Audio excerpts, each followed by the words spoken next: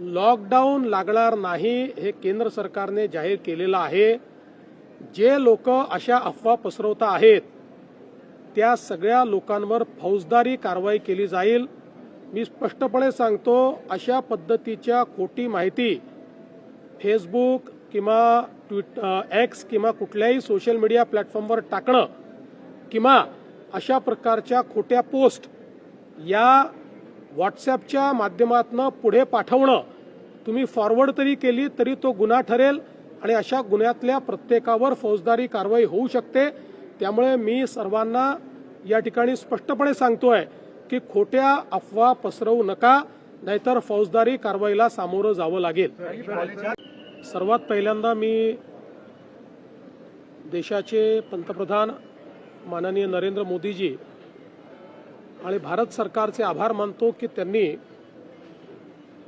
युद्धामुळे जे काही तेलाचे भाव वाढले आहेत त्याचा इम्पॅक्ट हा सामान्य ग्राहकावर येऊ नये म्हणून प्रति लिटर पेट्रोल डिझेलवरची एक्साइज ड्यूटी ही 10 रुपयांनी कमी केली आहे। त्यामुळे कच्च्या तेलाच्या वाढलेल्या भावाचा इम्पॅक्ट हा आता ऑइल कंपनी सहन करणार आहेत आणि भारत सरकार सहन करणार आहे। त्यामुळे सामान्य ग्राहकाला अधिकच्या दरात पेट्रोल डिझेल घ्यावं लागणार नाही। मी याबद्दल भारत सरकारचे आणि प्रधानमंत्री मोदी यांचे आभार मानतो।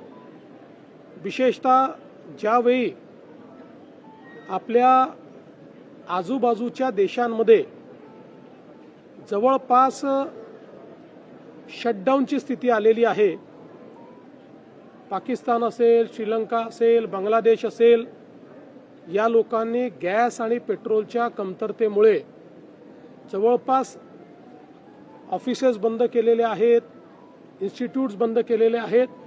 अशा वेळी भारत सरकारने अतिशय उत्तम मॅनेजमेंट करून आपल्याकडे पेट्रोल डिझेलची कुठलीही कमतरता होऊ दिलेली नाही, घरगुती गॅसची कुठली कमतरता होऊ दिलेली नाही। मी केवळ सर्व लोकांना ही विनंती करतो की विनाकारण अफवेच्या आधारावर ग्राहकांनी पेट्रोल पंपावर रांगा लावू नये।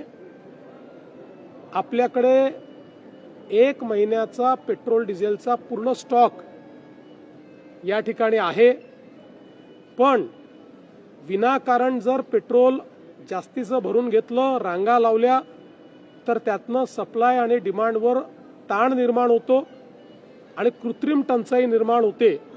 त्यामुळे अशा प्रकारची कृत्रिम टंचाई निर्माण होऊ नये या दृष्टीनं आपण नेहमी ज्या प्रकारे पेट्रोल डिझेल भरतो तसंच पेट्रोल डिझेल हे ग्राहकांनी भरावं। आपल्याला हे देखील मला सांगितलं पाहिजे की आता जी काही आपलं कमर्शियल गॅस सिलेंडर होतं त्याचा सप्लाय जो 20% गेला होता तो आता 40% करण्याचा निर्णय घेतलेला आहे आणि त्यानंतर तो 50% जातो आहे।